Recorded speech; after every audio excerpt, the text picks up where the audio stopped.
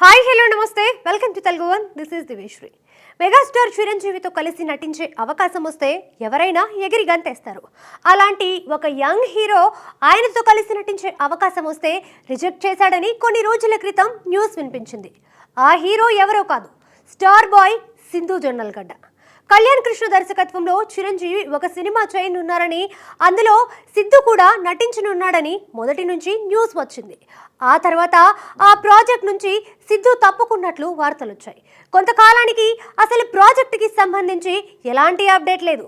అసలు మెగాస్టార్తో నటించే అవకాశం వస్తే సిద్ధు ఎందుకు రిజెక్ట్ చేశాడు అనే దానిపై క్లారిటీ లేదు. అయితే తాజాగా దీనిపై సిద్ధు స్పందించాడు.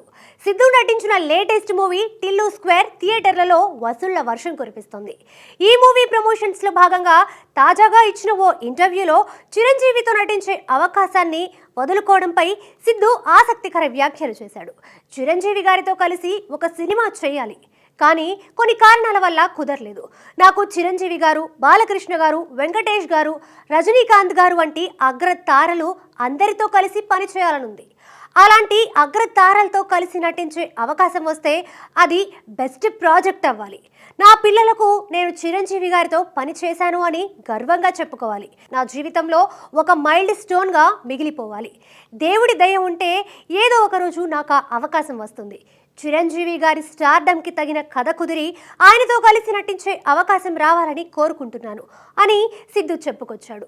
సిద్ధు మాటలను బట్టి చూస్తే చిరంజీవి సినిమాకి అతను నో చెప్పాడనే వార్తల్లో నిజం లేదని, ఇతర కారణాల వల్ల ఆ ప్రాజెక్ట్ పట్టాలెక్కలేదని అర్థమవుతోంది. మరి భవిష్యత్తులో చిరంజీవితో కలిసి నటించే అవకాశం సిద్ధుకి వస్తుందేమో చూడాలి.